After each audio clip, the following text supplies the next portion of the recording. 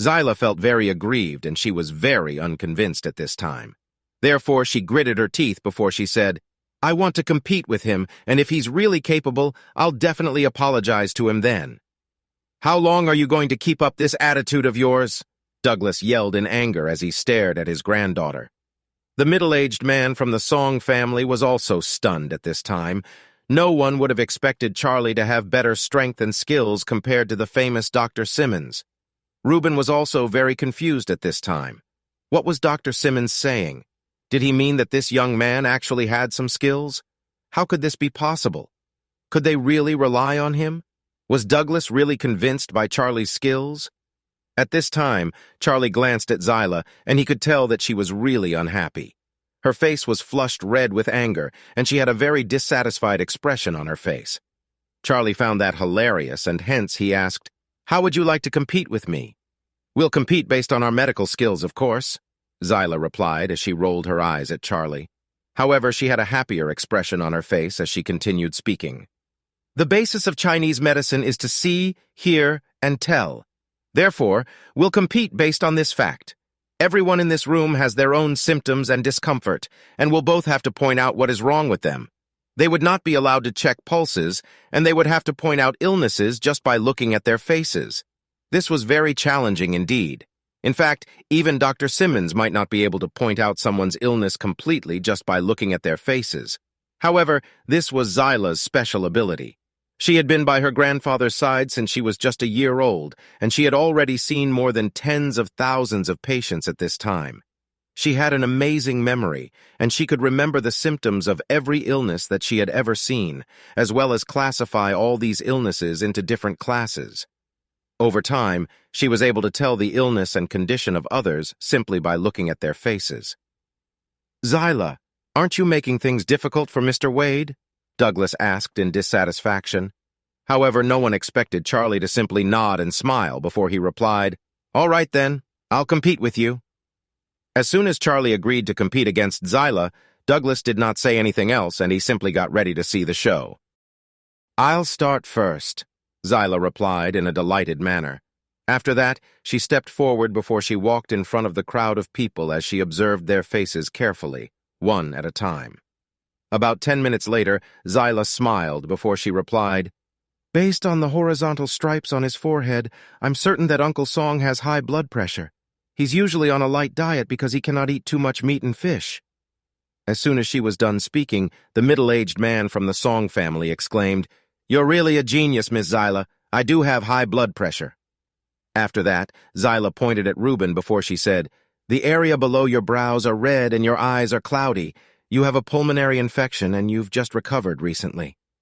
Reuben smiled before he replied, "I really admire your skills, Miss Zyla. I was coughing a lot because I had a lung infection last week. However, I've already seen a doctor and I've already fully recovered now."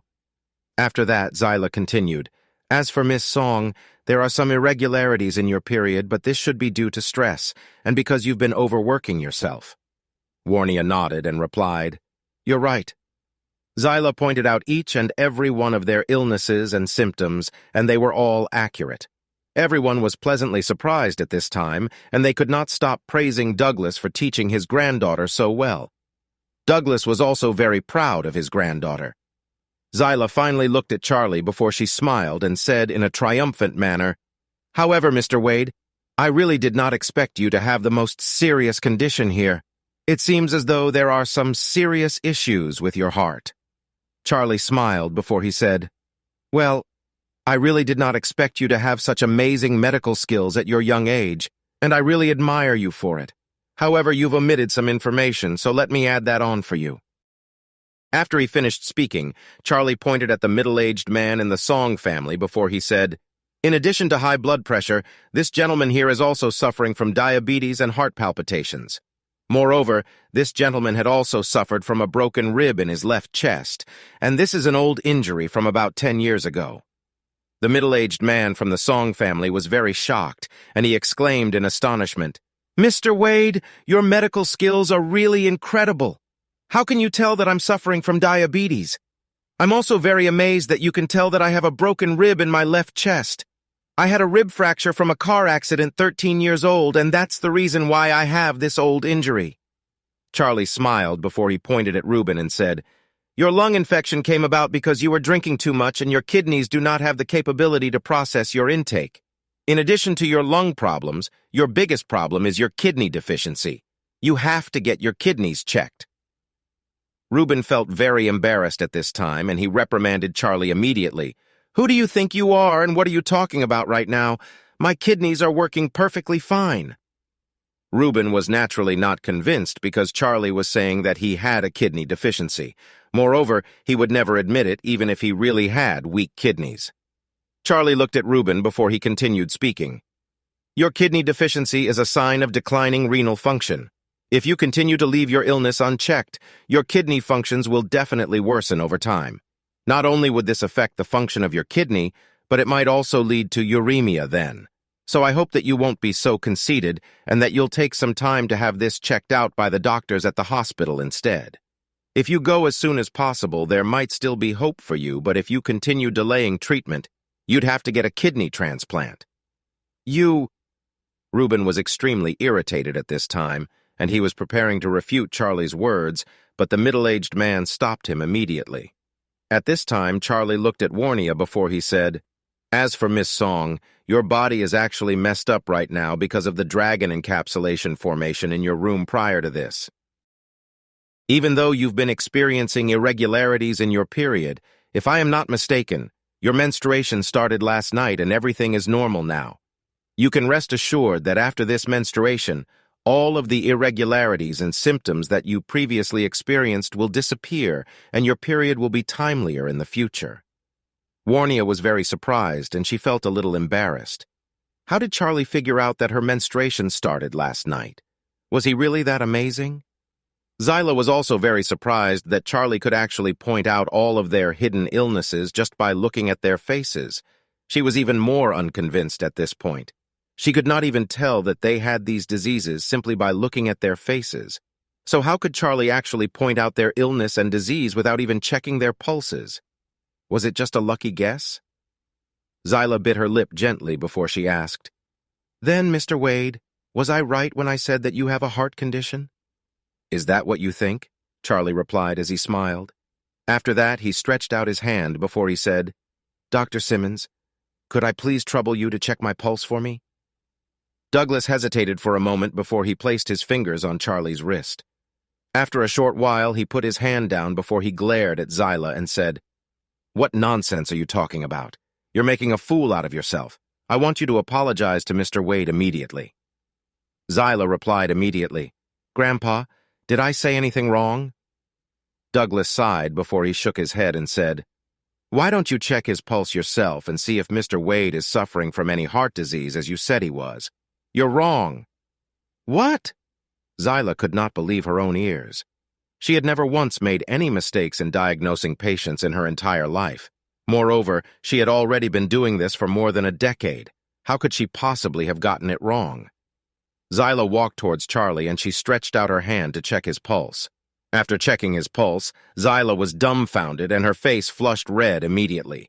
Charlie's heart was perfectly fine. How could he possibly be suffering from any heart disease? Was he deliberately pretending to have a weak heart earlier just so that he could make a fool of her? If he could really do that, and if he could easily disguise the characteristics of a certain illness on his face, then this meant that he had excellent control over his aura.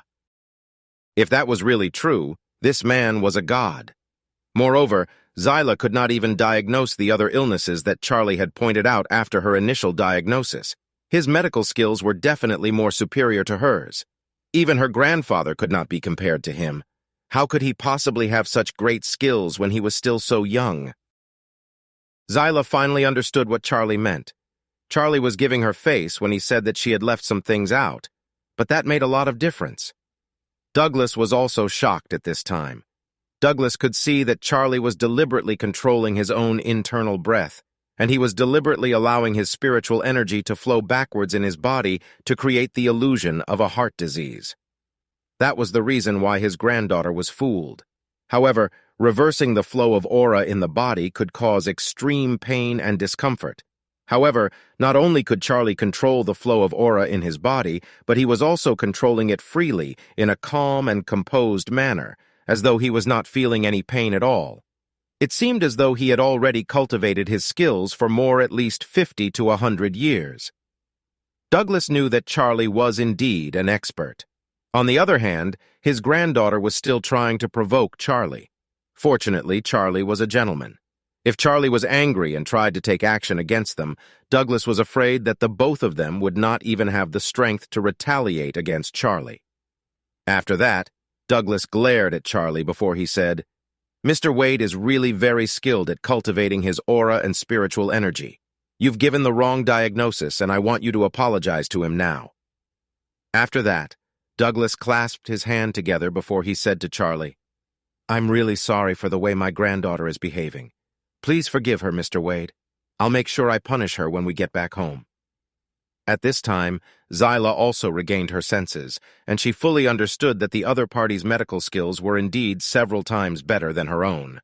Therefore, she quickly lowered her head before she said, I admit that your medical skills are definitely better than mine." Charlie waved his hands and he smiled as he replied, "The purpose of practicing medicine is simply to be able to save people. There is no comparison between everyone's medical skills, and we cannot simply assume that someone's medical skills are better than another person's medical skills. If I encounter any illness or diseases that I've never seen before, I'd also have to ask Dr. Simmons for his advice." This remark made Douglas feel even more embarrassed, but he also admired Charlie because he was such a humble man. It was clear that Charlie's medical skills were definitely way better compared to his own skills, but Charlie was giving him face by taking a step down. He was not an ordinary person at all. Moreover, Douglas could tell that Charlie's medical skills were at such a high level, and he believed that no one could possibly surpass his skill level. Therefore, Douglas spoke to Charlie in a respectful manner and a serious expression on his face. "I've really never expected to meet someone like you in this lifetime, Mr. Wade. I hope you'll give me your guidance and advice in the future." Charlie nodded as he smiled at Douglas. Douglas quickly said, "Thank you, Mr. Wade." Everyone in the bedroom was shocked as they witnessed their interaction. Dr. Simmons was the #1 genius doctor in the northern region, and he was actually asking Charlie for his guidance and advice. Everyone was in disbelief. Dr. Simmons was very highly respected in the northern region, and everyone knew who he was no matter where he went. Moreover, most of the major hospitals were always inviting Dr. Simmons to be their guest speaker so he could give them some medical advice and pointers. Who would have expected someone like him to ask someone like Charlie for advice instead? This was really unbelievable.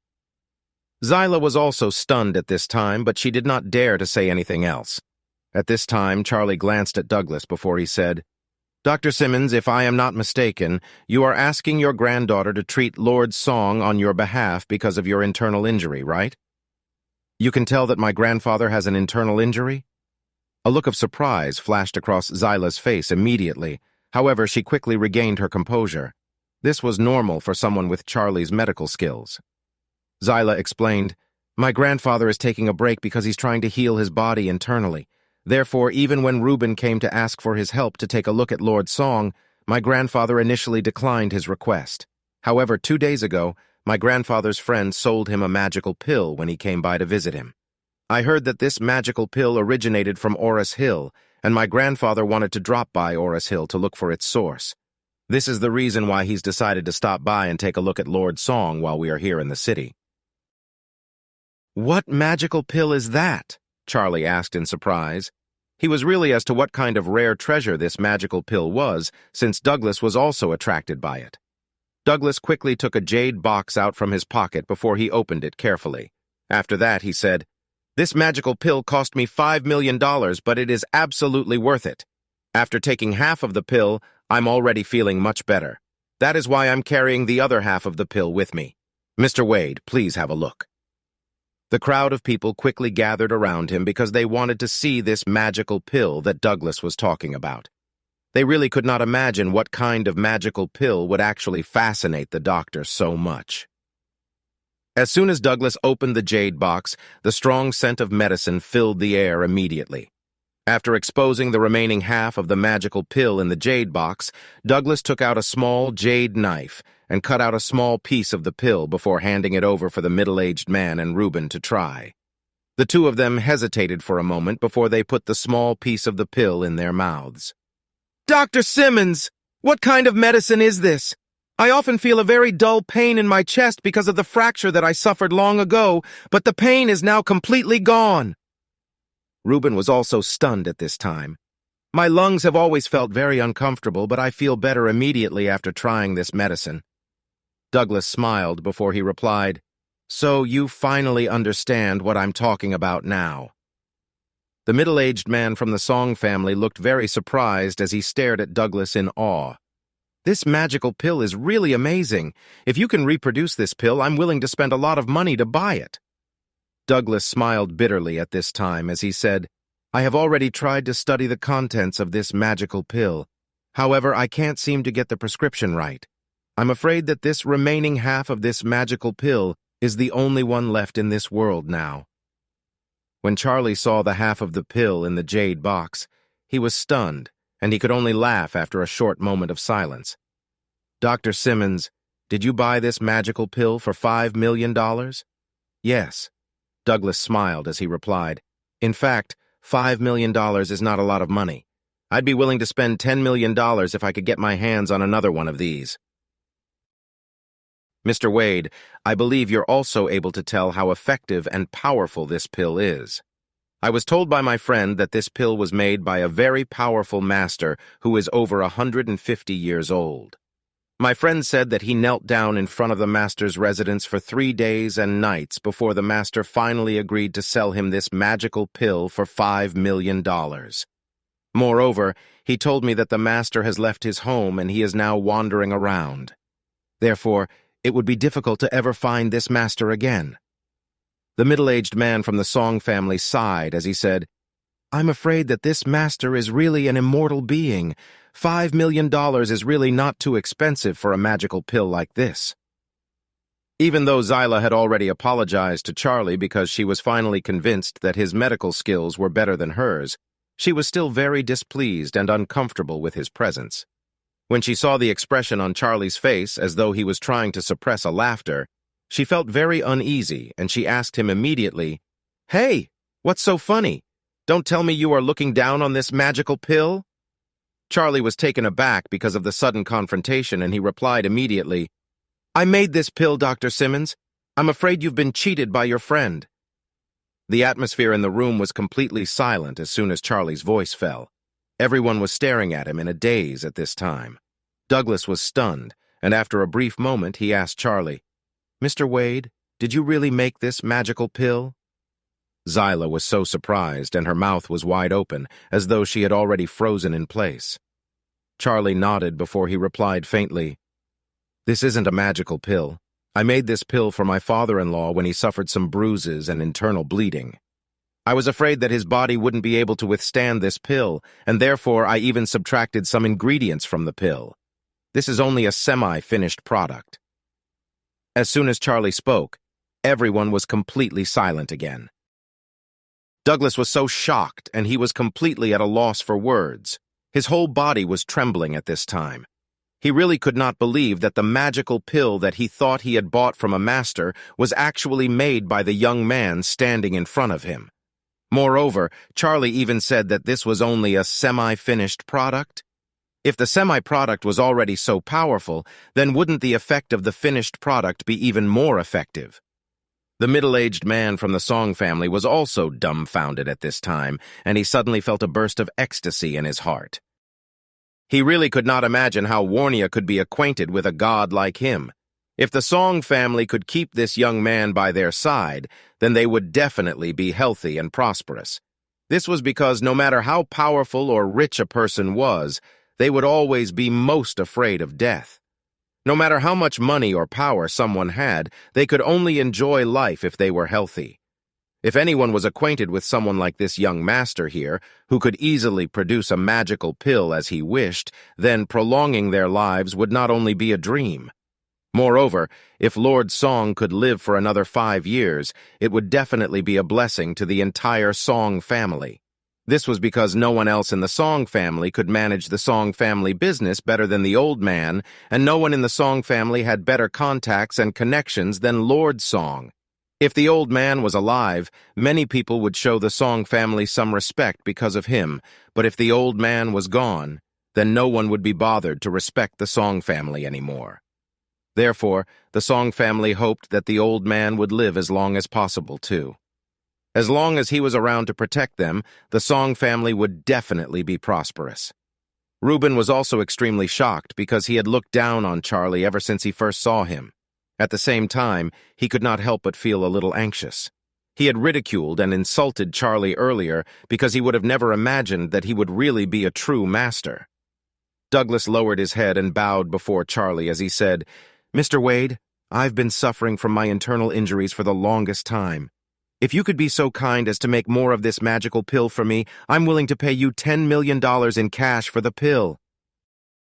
The middle-aged man from the Song family also stepped forward as he spoke in a trembling voice. "Mr. Wade, if you really decide to make more of the medicine, please make some for the Song family too. We're also more than willing to pay you $10 million for the pill." At this time, Charlie replied faintly, "I don't need your money, but I will definitely make some more of the pills again since it is not a lot of trouble anyway.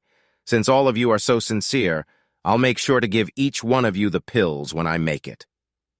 "Mr. Wade, you are really the benefactor of the Song family," the middle-aged man from the Song family exclaimed excitedly. When he saw that Charlie was still standing, he quickly brought a stool over before he wiped it clean and said, "Please have a seat, Mr. Wade." Reuben also hurriedly poured a cup of tea before he served it to Charlie in a respectful manner. "Mr. Wade, you must be thirsty. Please enjoy this cup of tea." Warnia could only stare at Charlie in shock because she was at a complete loss for words. She really did not expect Charlie to be so skilled and powerful. He was just the son-in-law of the Wilson family. So why wasn't he tempted by the offer of $20 million at all?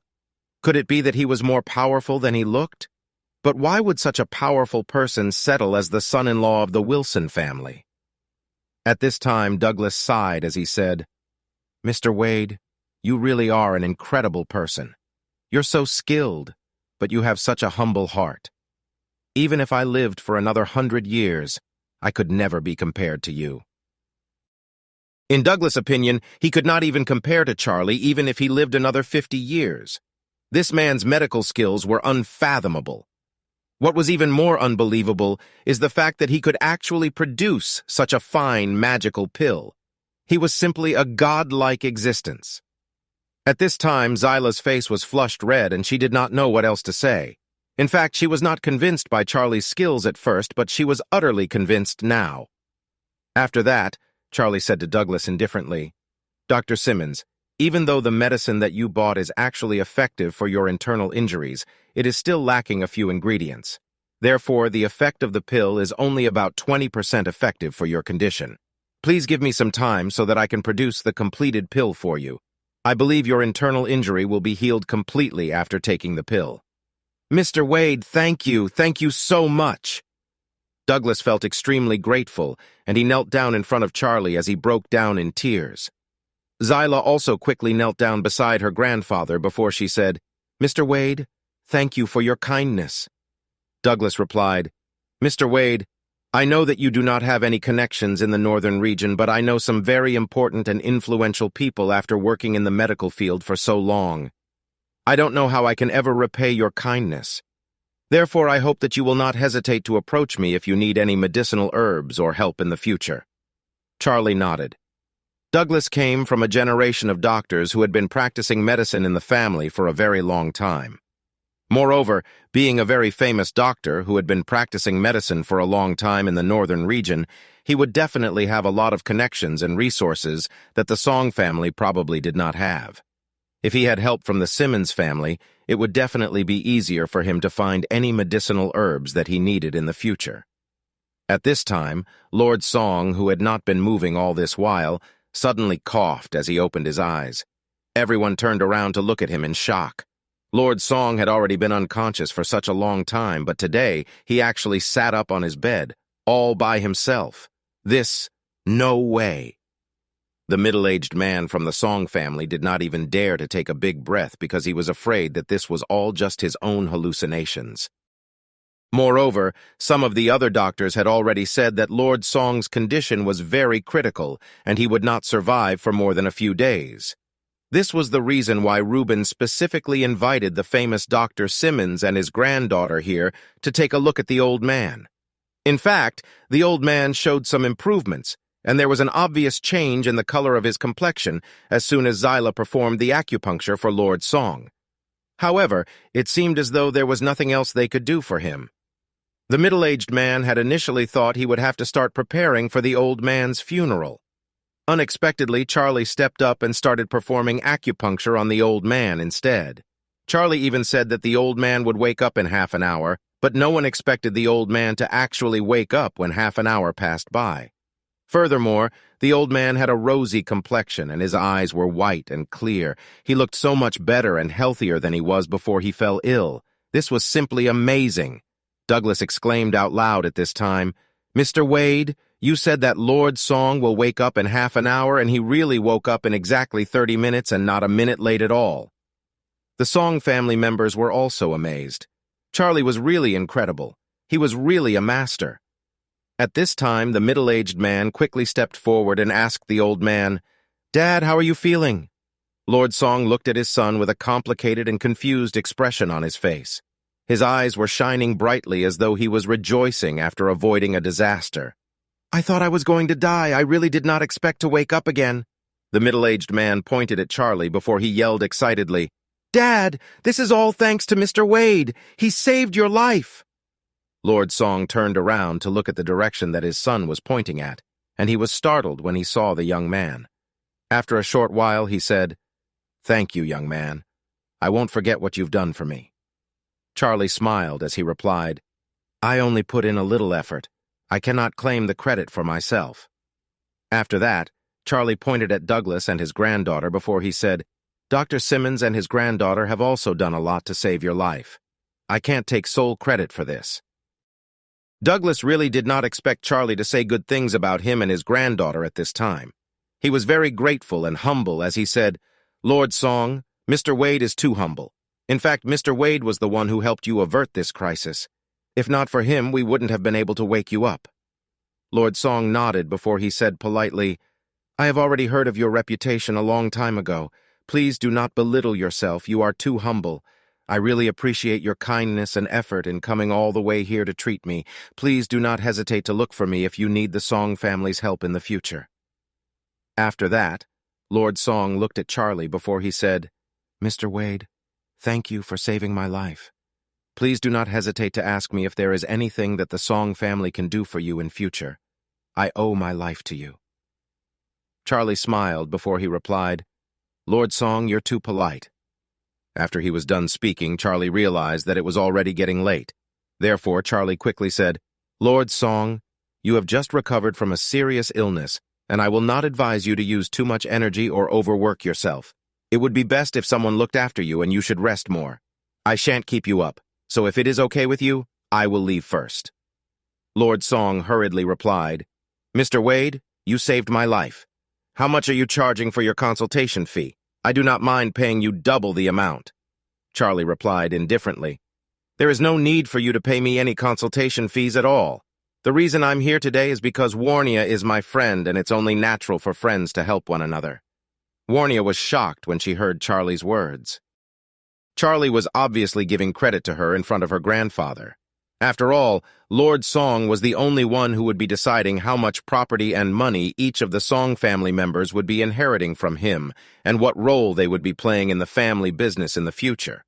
If any one of them could get into Lord Song good books, then they could possibly become the future leader of the Song family business, which was what she had been looking forward to all this while. Charlie was helping her take one big step closer to her goal by giving her all the credit today. At this time, Lord Song turned around to look at his granddaughter, Warnia, before he nodded and said, "Okay, very well then. Warnia, make sure to thank Mr. Wade for saving your grandfather's life." Warnia quickly bowed before she replied in a serious tone, "Don't worry, Grandpa. I will definitely repay Mr. Wade for his efforts." "Okay." Lord Song nodded in satisfaction before he laughed heartily. Reuben, who was standing not too far away, had a very ugly expression on his face as soon as he heard Charlie's words. Warnia had taken all the credit for his grandfather's recovery, and it seems as though his future looked rather bleak at the moment. Charlie did not stay in the Song family mansion for too long. When he saw that Lord Song was already recovering, he told him that he would be leaving so that he could rest more. Lord Song decided to personally walk Charlie to the door. At this time, Douglas also decided to leave with his granddaughter. Charlie asked Douglas to stay at a hotel in Orris Hill for a few days so that he could contact him as soon as he prepared the medicine for him. Douglas was very thankful and said goodbye to Charlie in a respectful manner as he watched him get into Warnia's car. After that, Warnia started to drive Charlie back to the city. On the way back to the city, Warnia suddenly said, "Mr. Wade, thank you so much for everything you've done today."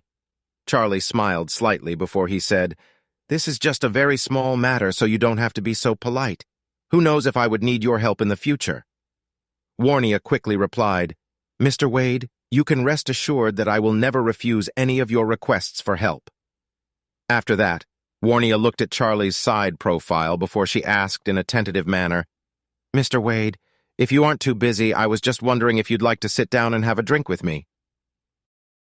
She had 1,000 doubts about Charlie, and she wanted an answer for all the questions she had. Moreover, she realized that she was also starting to feel an irresistible attraction towards Charlie. She wanted to get to know him better, and she wanted to learn more about all the secrets he was keeping to himself. Charlie looked at the time on his watch, and he felt that it was not that late anyway. Moreover, he had not had any alcohol in a really long time. Therefore, he nodded before he said, "All right then, you can choose the place." Warnia was overjoyed at this time, and she hurriedly replied, "I know of a great bar." After that, Warnia stepped on the accelerator as she drove towards the city center. Warnia drove them downtown to a bar named Sunny. Warnia stopped her car in front of the entrance of the bar before she passed her car keys over to the young boy working as the valet. After that, she quickly led Charlie into the bar. As soon as the waiter saw her, he greeted her in a respectful manner. "Good evening, Miss Song. Would you like to go to your usual spot today?" Warnia nodded, and the other party quickly replied, "Please come with me." There was a dance floor on the first floor of the bar, and the atmosphere was pretty lively because there was a DJ on the scene. At this time, the waiter led the both of them to the second floor. The second floor was completely empty, and there were not many seats available on this floor. Anyone sitting on the second floor could watch the lively scene happening below with not much disturbance at all. Moreover, it was easier for them to have a conversation on the second floor as the music was not as loud as it was downstairs. As soon as she sat down, Warnia instructed the waiter immediately, "Bring me 2 bottles of the best 1982 Chateau Lafite Rothschild." "Okay, Miss Song." The waiter bowed respectfully before he left and returned very quickly with 2 bottles of red wine. The waiter opened the bottles of red wine before he poured it into a decanter. When Warnia saw the waiter standing there, she said, "Go down and tell your boss not to bring any other guests to the second floor." "No problem, Miss Song." The waiter bowed respectfully before he retreated immediately. At this time, Charlie quickly asked out of curiosity, "Do you own any shares here?" Warnia smiled before she replied, "This bar was opened by a member of the Song family." Charlie nodded as soon as he heard her words, and he replied, "It seems as though the Song family is really a very big and powerful family." As soon as Warnia heard Charlie's words, she smiled before she replied, "We're just a regular family. Even though there are obviously not many families who could match up to the Song family in Orris Hill, there are many families who are wealthier and more powerful than we are beyond Orris Hill. There's the Scott family, the Lester family, the Hamilton family, the Osborne family, the Duncan family, and the most powerful families such as the Swire family and the Wade family." Charlie simply smiled without saying anything at all. The Wade family? That was his family. However, he had yet to figure out if he wanted to go back to his family yet. Anyway, Charlie felt that his life was actually pretty good right then. He owned M Grand Group, and he had more than tens of billions of dollars in cash. Moreover, he had also discovered infinite possibilities from studying the 9 Heavens Profound book. In contrast, he would be subjected to so many rules if he returned to the Wade family. He would not be the free man that he was right now. Warnia poured a glass of red wine for Charlie before she poured one glass for herself. After that, she handed one glass of red wine over to Charlie before she said, "Mr. Wade, I'd like to give you a toast."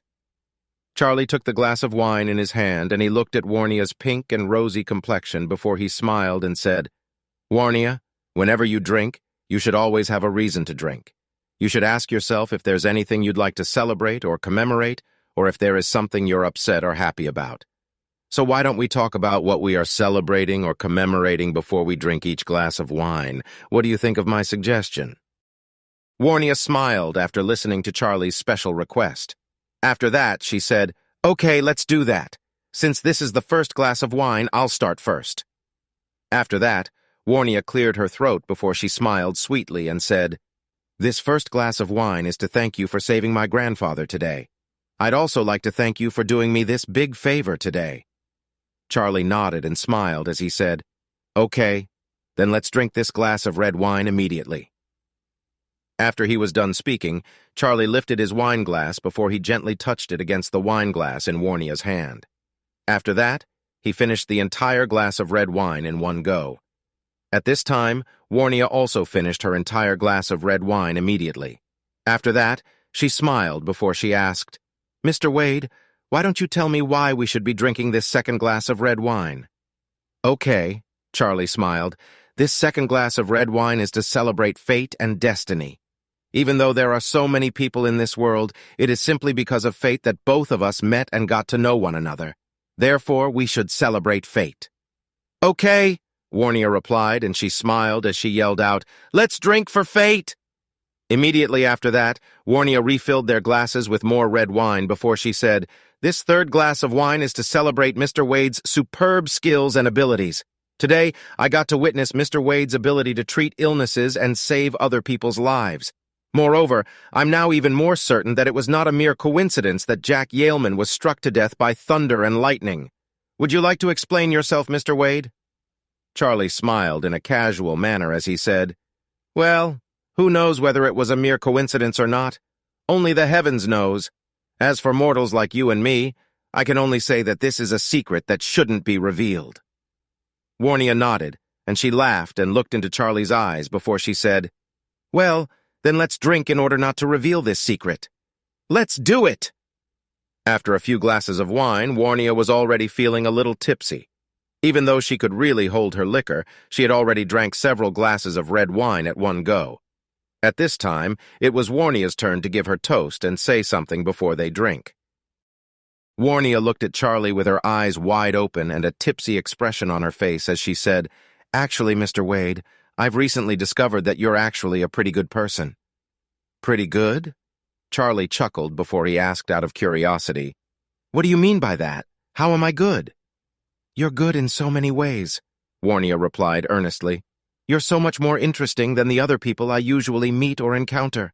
Many of the people that I've met would usually try to flatter me or treat me well because they have some other ulterior motives. That's the reason I think you're a good person."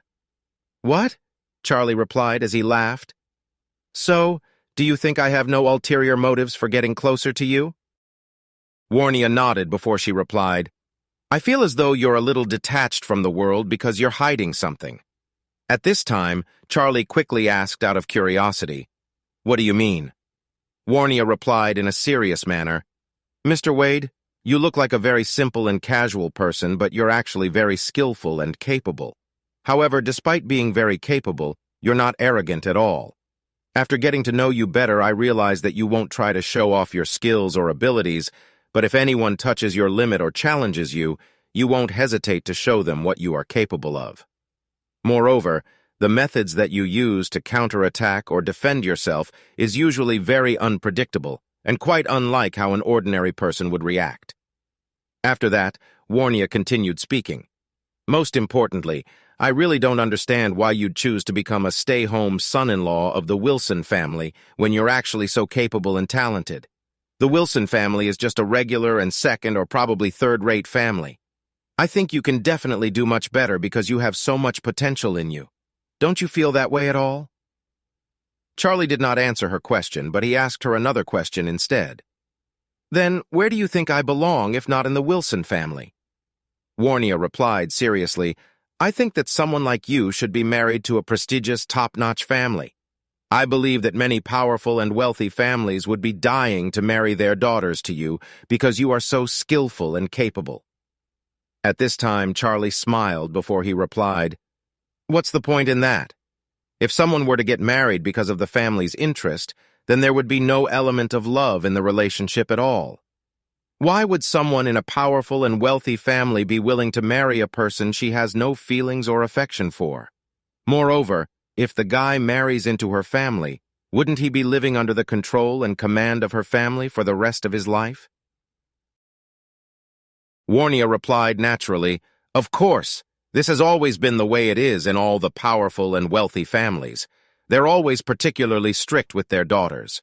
For instance, the children of powerful and wealthy families would always be required to attend the top aristocratic school in the city to have excellent knowledge and good social etiquette. Our families have also strictly forbidden us from contacting any members of the opposite sex, and we're not allowed to fall in love with someone else on our own. What? Charlie asked in surprise. We're in the 21st century now.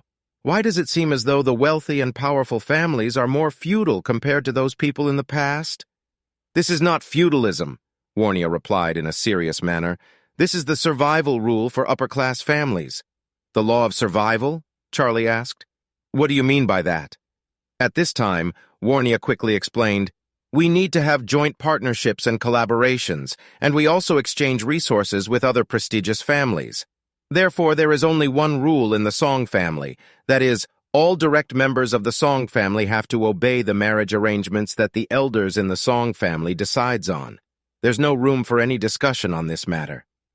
In the past, the Song family had even set a rule that the members of the Song family would have to intermarry within the family, with all marriages arranged between the cousins. Therefore, it is normal for one cousin to marry another to prevent wealth dilution or money from leaving the family. However, since there's now a prohibition on marriages between relatives within 3 generations in this country, this rule has already been cast aside. However, there are some of my blood relatives who still marry our own cousins abroad. Our family rule has already been greatly relaxed, and we're no longer required to marry our own cousins. However, we're still required to marry someone from a similarly wealthy and powerful family. Even though the other party's family cannot be more powerful than our own, their status should not be much lower than our own. After that, Warnia sighed as she continued speaking. Our family believes in the value of cooperation, and they'll always find ways so the men from other families would marry into our family, and similarly, the woman from other families would have to marry into our family. All members of the Song family would have to focus on the interest of the Song family as a whole, and were not allowed to disobey any marriage arrangements made by the elders in the family. Charlie sighed when he heard Warnia's explanation. After that, he said, It seems as though there are also many troubles that you face as a member of a powerful and wealthy family. It seems as though the more money a person has, the greedier they become. Charlie knew that he would also be placed in a similar position if he were to return to the Wade family now. The Wade family would definitely try to exert control over his life, and they might even look down on the Wilson family. If things got complicated, Charlie believed that the Wade family would also attempt to force him to divorce Claire just so they could get him to marry another woman from a similarly wealthy and powerful family instead. It seemed as though he really should not return to the Wade family. As he thought about this matter to himself, Charlie suddenly asked, By the way, Warnia, I think you're also at the age where you should be getting married. Has your family already arranged for your marriage yet? Warnia shook her head before she replied, Well, the elders were initially making the necessary marriage arrangement for my cousin Reuben. His marriage was decided on a long time ago, and my grandfather has arranged for him to marry the daughter of a very wealthy and powerful family in the northern region. However, when Grandpa was about to arrange my marriage, he fell seriously ill, and they decided to postpone this plan instead. Since my grandpa is already recovering, I believe he'll start planning my marriage soon.